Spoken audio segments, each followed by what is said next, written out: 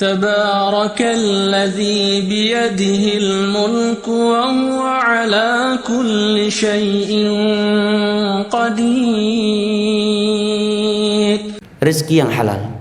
Karena tanpa rezeki yang halal pun seorang terkadang tidak bisa menuntut ilmu agama, tidak bisa beribadah kepada Allah, tidak bisa bangun rumah, tidak bisa pergi haji umrah. Makanya Nabi menyatakan ni'mal malu salih fi yadi rajulis salih. Sungguh bahagia, sungguh indah harta yang halal di tangan hamba yang saleh. Ini dua hal. Hartanya halal di tangan orang yang saleh. Menunjukkan apabila dia saleh, hartanya bukan dari yang halal, berarti dia nggak akan bahagia dunia akhirat. Hatinya nggak akan pernah nyaman. Ya.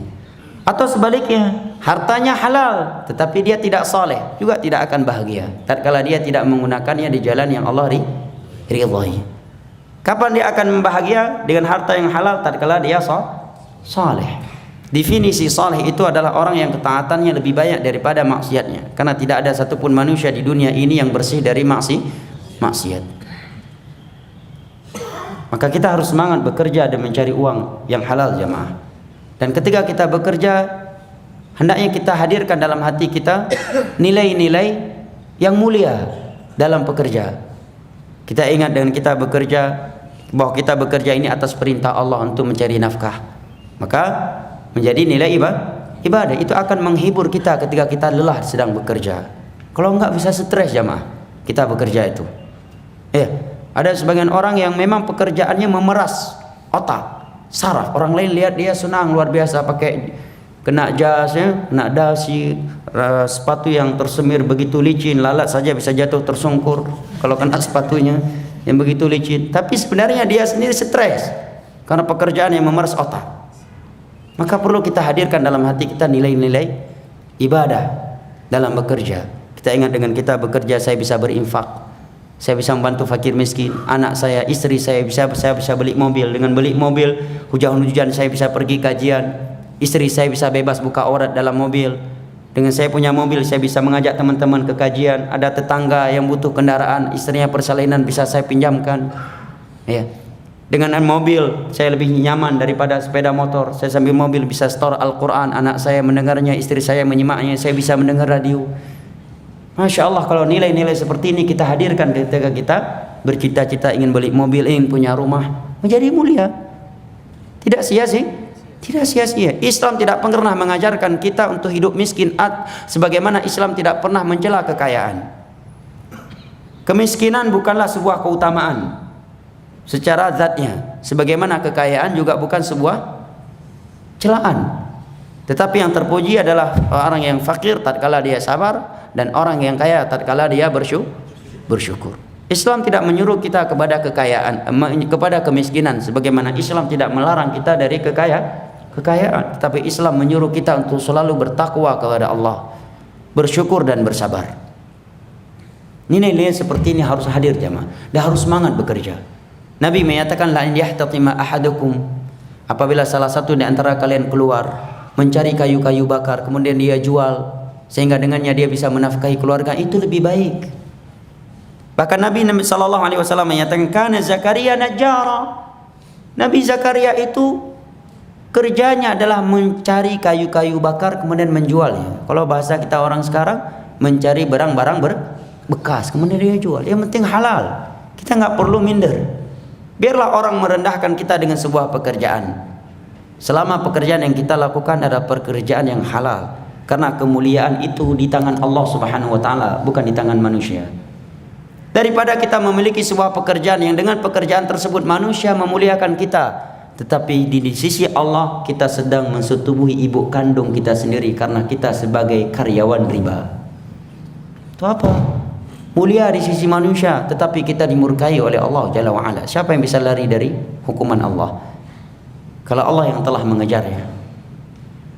Dan kita harus semangat bekerja, jamaah. Bahkan ada pembahasan oleh sebagian ulama, mana lebih afdal, fokus beribadah sunnah atau fokus bekerja. Sebagian ulama ada yang berpendapat fokus bekerja lebih afdal daripada fokus beribadah sunnah. Kenapa? Dengan Anda bekerja punya uang, orang lain bisa fokus beribadah sunnah. Betul enggak? Sebagai contoh, dan itu fakta, dan itu hal yang terpuji. Itu dalam bentuk mewujudkan firman Allah, wa ta'awanu 'alal birri wat taqwa. Sekarang kalau tidak ada yang bekerja, tidak ada donatur, semuanya jadi ustadz, nggak mungkin dakwah berjalan. Kecuali si ustadz bawa sepeda motor, ya nggak perlu isi bensin, tapi air kamar mandi diisi ke tangkinya, bisa jalan motornya. Ya kan? Semua jadi ustadz. Nggak ada yang jadi donatur, bisa jalan dakwah? Nggak bisa. Ya kan? Tapi dengan adanya seorang donatur, dia bangunkan masjid, orang bisa ibadah. Ya, dengan uangnya dia bisa memfasilitasi masyarakatnya untuk belajar agama. Menjadi sebab orang lain bisa berdakwah dengan uang dia. Orang lain bisa berdakwah, orang lain bisa belajar, orang lain bisa beribadah. Tapi kalau dia sekedar fokus ibadah, tidak punya harta, ya hanya untuk dirinya. Ini alasan sebagian ulama yang berpendapat demikian.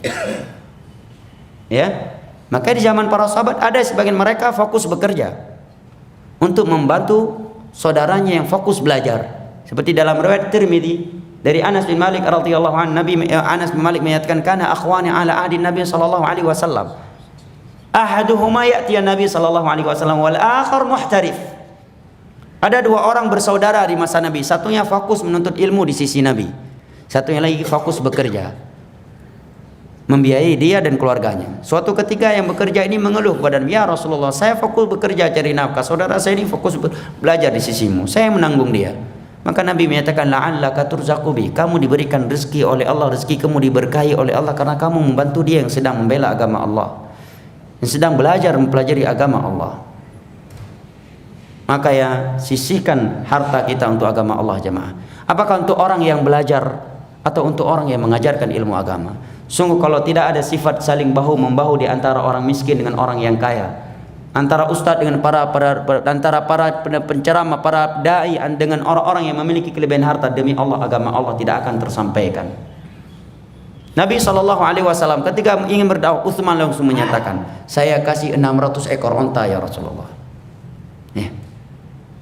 Dengan ada yang saling ta'awun di antara kita, yang ilmu dengan ilmu, yang harta dengan hartanya, yang jabatan dengan jabatannya, yang punya jabatan dengan jabatan, yang punya kekuatan dengan kekuatannya, maka akan tegak agama Allah Jalla wa'ala, akan tegak dakwah tauhid ini, dan akan tegak dakwah sunnah ini. Tatkala semua kita menjalankan firman Allah, wa ta'awanu 'alal birri wat taqwa, maka kita harus semangat bekerja jemaah. Kita didik murid-murid kita itu bermental mandiri, bermental pekerja, dan mereka harus kita didik untuk siap bekerja apapun, walaupun dia sekedar menjadi penyapu jalanan umum. Selama itu halal, dia harus pede, jangan minder, harus kita didik demikian.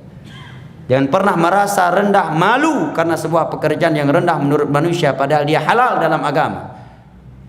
Dan jangan pernah dia merasa mulia dengan sebuah pekerjaan yang menurut manusia itu pekerjaan yang hebat padahal itu pekerjaan yang haram. Ini harus kita didik. Jangan kita didik murid-murid kita bermental pengemis. Ini pendidikan yang tidak baik. Nabi mendidik para sahabatnya untuk bekerja. Bahkan Umar setiap hari bisa hadir di majelisnya Nabi SAW. Beliau punya seorang tetangga Ansor, bergantian datang ke Nabi. Kalau Umar yang pergi, maka orang ini yang jualan. Hasilnya bagi dua dengan Umar. Pulang Umar kasih ilmu buat dia dalam Sahih Bukhari. Besoknya dia yang pergi ke Nabi SAW, fokus belajar. Umar yang jualan, hasil jualan bagi berdua. Masya Allah punya tangga-tangga seperti ini. Tapi jarang dapat. Ya, zaman sekarang ini berapa untung? Aduh, cuma 7.000. Berapa untung 30.000. Ya, ya, investasi ustadz bisa hancur. Kejujuran. Tapi itulah bukti mereka bekerja. Abu Talha, beliau tidak mengungguli para sahabat yang lain dari sisi ilmu. Beliau dikalahkan oleh Abu Hurairah dari sisi ilmu agama, tetapi beliau mengalahkan Abu Hurairah dari sisi infaknya. Sebagian mereka bisnismen, ya, keluar dari Madinah ke Syam, internasional sudah ya, Syam dengan Madinah. Ada sebagian mereka seperti Abu Ruqayyah, pelaut, sekian minggu tidak jumpa sama Nabi, tetapi mereka dimanapun mereka berada, mereka selalu bertakwa kepada Allah Jalla wa'ala. Pekerjaan yang mereka lakukan adalah pekerjaan yang halal. Ya, karena jadi syarat masuk surga itu bukan harus jadi ustadz, harus jadi seorang santri. Ya. Semuanya hendaknya mengambil bagian masing-masing. Yang pelautnya tetap bertakwa kepada Allah dan memikirkan untuk agama Allah, berpikir untuk agama Allah. Yang polisi juga berpikir untuk agama Allah, apa yang bisa saya buat untuk agama Allah. Paling tidak maksiat-maksiat yang saya lakukan, ya Allah hapus dengan saya membela agamanya. Seorang TNI juga demikian, seorang PNS, seorang tukang beca, ya, kemudian tukang bangunan, ya, pengusaha dan seterusnya, semua berpikir untuk agama Allah. Tegak agama Allah ini jamaah. Tegak agama Allah ini.